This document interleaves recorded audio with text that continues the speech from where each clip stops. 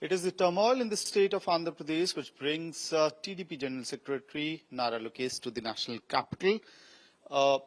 Lokesh, you are here. I'm being told you are also seeking a lot of legal advice as far as Mr. Chandrababu Naidu's arrest is concerned. What is going to be the legal strategy henceforth? I mean, if you look at it, if a former chief minister is to be arrested under the Prevention of Corruption Act, 17A stipulates that permission of the governor has to be taken. In this particular case, it's not been taken. It shows that using absolute power, the current government foisted false cases against Mr. Naidu and has sent him to judicial remand. So I'm here to also gather feedback on that, and definitely we're going to fight on this. Justice is being delayed, but cannot be denied. I'm sure you must have also pondered upon the parliamentary strategy to reach out to other political parties as well. How's that working out? Well, we're going to have a parliamentary party meeting shortly, and once we discuss there, I'll respond on it. Okay. I want to also ask you, how's Mr. Chandrababu Naidu doing? Because there was a lot of news the day he was arrested. The entire focus of the national media was on the G20 summit, and in all of that, you suddenly had a report coming from Andhra Pradesh that CBN has been arrested, and you were also not allowed to meet him for the longest time, I believe, that day. So, number one, are you satisfied with his health, about his safety? Definitely we are concerned about his safety because he's housed in Rajahmundry Central Jail where there are Naxalites, there are drug peddlers, there are red sandal smugglers, there are rowdies. These are the people against whom Mr. Naidu has fought for the last 42 years, and they're there in the same prison. And that's the reason we've asked for house remand, which was unfortunately denied. I have expressed in multiple avenues that we are genuinely concerned about Mr. Naidu's safety.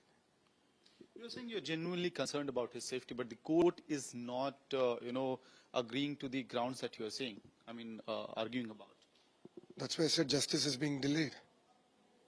If you look at it, the remand report has not been able to prove the money trail because there is no money trail. As simple as that. There has been an ED investigation at the behest of the YSRCP government. ED has never called Mr. Naidu or sent any notice to Mr. Naidu because there is no money trail. As simple as that. You are telling me the state CID is smarter than ED? I don't think so.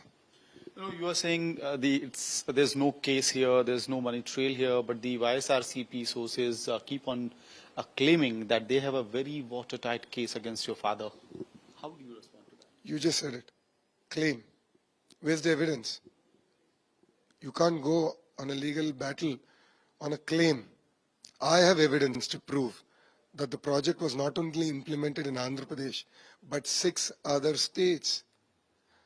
I have evidence of the implementing partner to prove which all accounts has money being transferred to. I have all the data.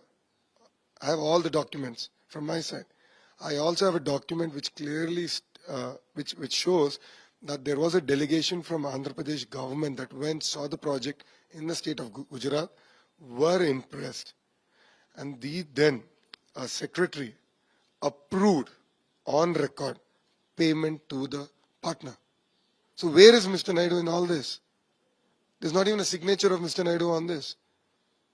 And there is no money trail because there is no money trail. He did not commit a crime. So is he being targeted, you are saying, because this is an election year, you are building up on your campaign, getting more and more supporters on your side? Absolutely. If you look at it, I've close to completed 3,000 kilometers in my Padayatra on behalf of the youth of Andhra Pradesh. On the other side, Mr. Naidu has launched a campaign called Bhavishyat Ko Guarantee, taking the manifesto into the people of Andhra Pradesh. And the other side, Pavanji is also doing a Varahi Yatra. So, it's sheerly out of suffocation. It's sheerly out of suffocation that Jagan has foisted such a false case and sent Mr. Naidu to judicial remand. I also want to ask you about Mr. Pawan Kalyan. This is an interesting political alliance which is unfolding in the state of Andhra Pradesh. Mr. Pawan Kalyan's party is an alliance partner of the BJP. It is part of the NDA. You are not part of the NDA, but you are in alliance with the Janasena party. How does that work? See, yesterday, Mr. Naidu and Pavanji had a meeting. And at that minute, they have decided that we need to fight together against this government. Because Pavanji was not even allowed to enter the state of Andhra Pradesh. He was stopped at the border. His private jet was denied permission to take off from Hyderabad. I mean, look at the cruelty of this government. I was not allowed to meet my own father for 5.5 hours. I was sitting on the road for 5.5 hours. The government did not allow me to meet my own father. If Mr. Naidu, Pavanji and I are facing such kind of a challenge, then what about the common person in Andhra Pradesh? That's why we decided to come together and fight against this government. So are you also going to join NDA? Because that's the question that everybody would be, the answer that everyone is looking for. See, our stand is quite clear yesterday that Telugu Desam Party and Jan Sena Party will fight together in the upcoming assembly and parliament elections. But how does that work? I mean, NDA or India bloc, politically, electorally, which side do you think you will fit in? Well, we're working with with Jan Sena Party.